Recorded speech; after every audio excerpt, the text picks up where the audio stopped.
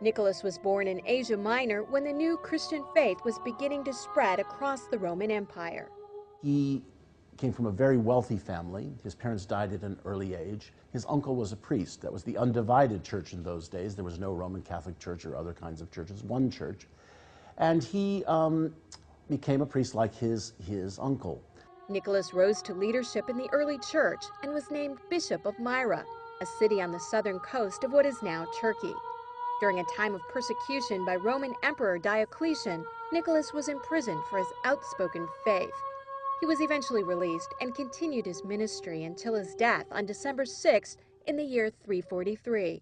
And he was known for his generosity and his goodwill because he was very rich. He literally, by the end of his life, gave away all of his fortune. Many stories talk about the fact that he was so generous that he became known as the gift giver. More and more churches in the U.S. and the UK are finding ways to keep the St. Nicholas stories alive. For example, the Episcopal Cathedral of Chicago hosted a special St. Nicholas exhibit. The stories of St. Nicholas are wonderful stories of a bishop who cared about his people, who cared very much about the poor. There are numerous tales of Nicholas doing good deeds, performing miracles, calming the seas, stopping famine, and rescuing children. Separating truth from myth can be difficult. My guess is that some of the fanciful stories that have moved into the realm of legend and miracle had their roots in very concrete acts of very real kindness and generosity. One of the most famous stories involves a poor family who couldn't afford marriage dowries for their 3 daughters. The parents were going to have to sell them off into slavery or into prostitution or whatever, and St. Nicholas came by the house at night and dropped off 3 bags of gold coins. Some legends say he secretly tossed the bags of gold through an open window, and one landed in stockings or shoes that were drying by the fire, thus launching the tradition of the Christmas stocking. Pawnbrokers have especially embraced this story. If you go to a pawnbroker shop, you'll see 3 gold balls. Those represent the 3 bags of gold, which we now turn into chocolate coins, that St. Nicholas threw through the window to save 3 girls from slavery or prostitution. Nicholas has been adopted by many groups beyond pawnbrokers. And so many people love him, and so many people wanted him as theirs, that he's the patron saint of almost everything.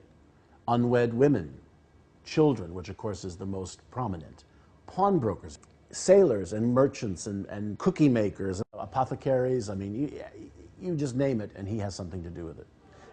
Many European countries have a long tradition of celebrating the feast day of St. Nicholas on December 6th. Then St. Nicholas evolved into Santa Claus and got all tied up with Christmas. If you look at the words, the name Santa Claus, you will see that Santa means saint and Claus is simply an abbreviation from Nicholas. But the reality is he became a secular image.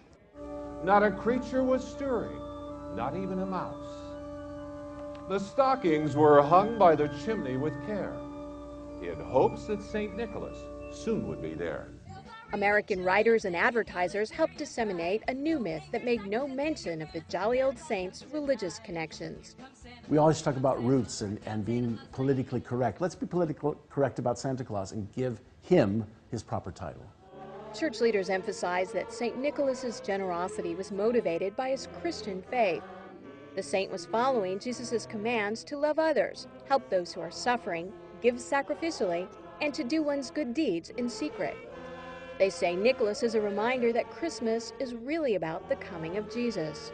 The problem with Santa Claus as it stands now is it's a substitute for Christmas. Santa Claus instead of the creche, instead of the manger, instead of the nativity scene. This man we would find kneeling at the nativity scene, saying, "This is what I'm here to celebrate as well."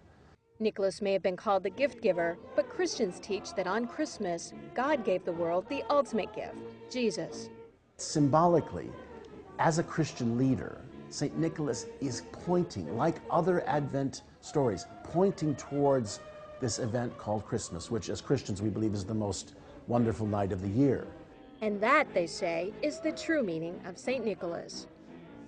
I'm Kim Lawton reporting. We wish you a Merry Christmas and a Happy New Year.